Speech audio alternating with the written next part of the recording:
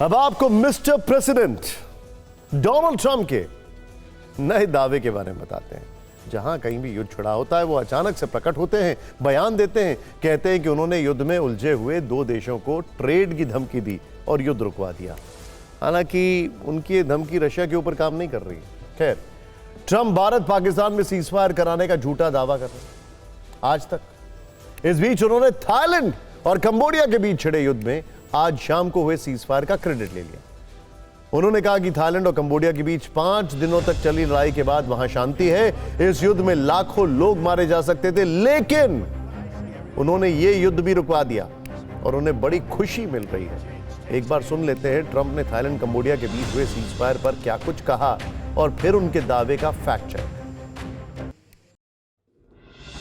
Trump के नए दावे का फैक्ट चेक जरूरी है। इस फैक्ट चेक से यह पता चला कि ट्रंप भले ही अमेरिका के राष्ट्रपति हों, लेकिन उनमें एक गंभीर लीडर वाला गुण कितना है और उनकी बातों पर कितना भरोसा किया जा सकता है। ट्रंप का दावा है कि उन्होंने थाईलैंड कंबोडिया के बीच जंग रुकवाई। हमारे पास जानकारी है कि यह युद्ध मलेशिया की मध्यस्थता की वजह से रुका है। ट्रंप का दावा है कि उन्होंने थाईलैंड कंबोडिया के नेताओं से बातचीत की, कहा था कि अमेरिका तत्काल युद्ध विराम चाहता है, वरना दोनों ही देश अमेरिका के साथ होने वाले किसी भी व्यापारिक समझौते से वंचित रह जाएंगे। हमें पता चला है कि युद्ध विराम आसियान के प्लेटफॉर्म पर हुआ है, जिससे इस वैश्विक मंच की इंपॉर्टेंस अब और बढ़ गई। भारत के सीनियर जियो स्ट्रैटेजिस्ट ब्रह्मा चेलानी ने इस मुद्दे पर एक पोस्ट लिखी है। उन्होंने एक्स पर लिखा है कि डोनाल्ड ट्रंप के फोन कॉल और व्यापार धमकियों से जो काम नहीं हो पाया वो आसियान कूटनीति के जरिए हो गया। आसियान के वर्तमान अध्यक्ष मलेशिया द्वारा आयोजित 2 घंटे की आमने सामने की बातचीत के बाद कंबोडिया के पीएम और थाईलैंड के कार्यवाहक पीएम आधी रात से युद्ध विराम पर सहमत हुए हैं।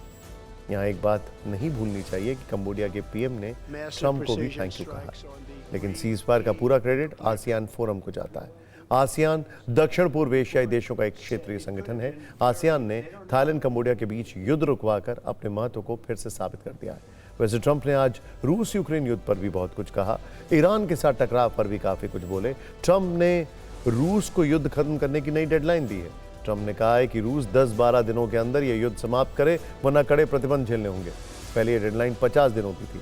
वहीं ईरान को आज बड़ी धमकी दी गई है। कहा कि उन्हें मालूम है कि ईरान अपने यूरेनियम एनरिचमेंट प्रोग्राम को बढ़ा सकता है। ऐसा हुआ तो इस बार अमेरिका ईरान का सफाया कर देगा। ईरान ने ट्रंप की धमकी को नजरअंदाज किया है। ईरान ने कहा है कि वो इन धमकियों से डरकर यूरेनियम संवर्धन को बंद नहीं करेगा।